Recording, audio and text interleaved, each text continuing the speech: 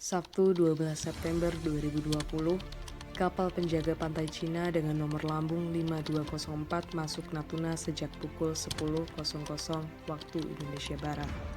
Kapal CCG 5204 bersikeras bahwa mereka sedang berpatroli di daerah Nine Dash Line atau 9 garis putus-putus yang merupakan wilayah teritorial Republik Rakyat Cina. China Coast Guard 5302.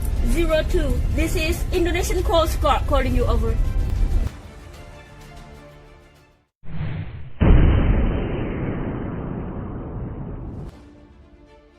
Menurut Pasal 1 Konvensi Montevideo tahun 1933 tentang hak dan kewajiban negara, terdapat beberapa syarat yang harus dimiliki suatu objek untuk dapat diakui sebagai suatu negara.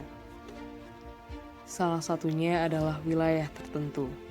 Oleh karenanya, hukum internasional menghormati peranan penting dari wilayah negara. Akan tetapi, tidak ada persyaratan dalam hukum internasional yang menyebutkan bahwa seluruh perbatasan wilayah suatu negara merupakan keputusan akhir dan tidak memiliki sengketa dengan negara-negara tetangga sejak negara memproklamirkan dirinya sebagai suatu negara. Berada di kawasan dengan sumber daya alam yang melimpah dan berbatasan langsung dengan laut bebas membuat Natuna menjadi incaran banyak negara tetangga. Kawasan tersebut sampai saat ini masih menjadi sumber konflik antara kedaulatan Indonesia dengan Cina.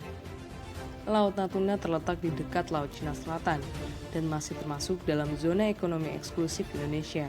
Namun, perairan ini diklaim oleh Cina sebagai kawasan perikanan tradisionalnya sehingga menyebabkan kapal-kapal Cina berani melakukan kegiatan illegal fishing di wilayah tersebut.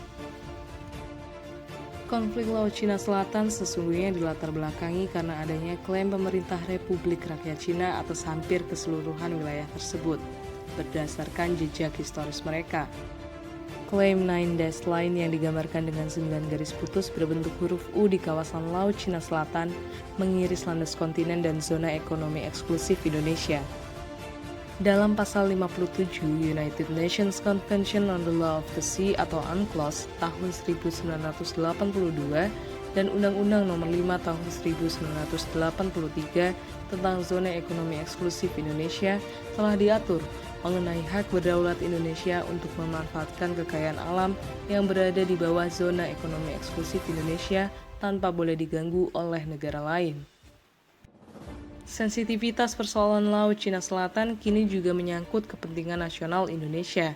Oleh karena itu, partisipasi Indonesia secara aktif di Laut Cina Selatan seharusnya tak lagi hanya sebatas penengah ataupun fasilitator perundingan.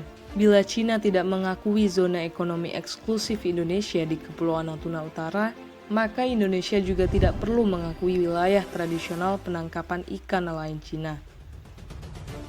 Upaya yuridis yang dapat dilakukan oleh pemerintah Indonesia dalam penyelesaian konflik ini adalah dengan menindak kegiatan pelanggaran hukum seperti masuk secara ilegal atau illegal entry.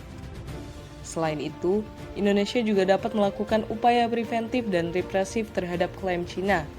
Upaya preventif sebagai upaya pencegahan yang dapat dilakukan pemerintah Indonesia saat ini adalah dengan menurunkan tensi ketegangan antara kedua negara dan melakukan dialog diplomasi.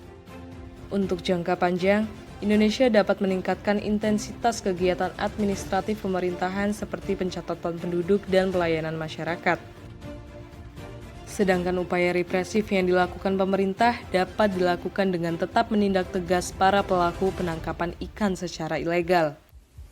Oleh karena itu, menghadapi kapal nelayan dan Coast Guard Cina di zona ekonomi eksklusif Indonesia di perairan Laut Natuna Utara, Indonesia harus mengambil langkah tegas dengan mengedepankan penegakan hukum dan pendekatan kehadiran yang lebih intensif.